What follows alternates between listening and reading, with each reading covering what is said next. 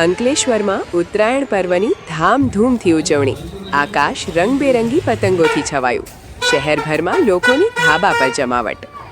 અંકલેશ્વરમાં આકાશી યુદ્ધના પર્વ ઉત્તરાયણની ઉત્સાહભેર ઉજવણી કરવામાં આવી હતી. શહેરભરમાં અબાલવૃદ્ધ સૌ કોઈએ પતંગ ચગાવવાની મજા માણી હતી.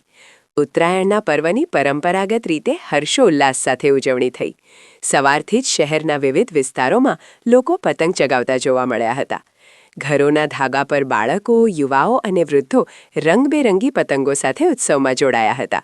આકાશ રંગબેરંગી પતંગોથી છવાઈ ગયું હતું.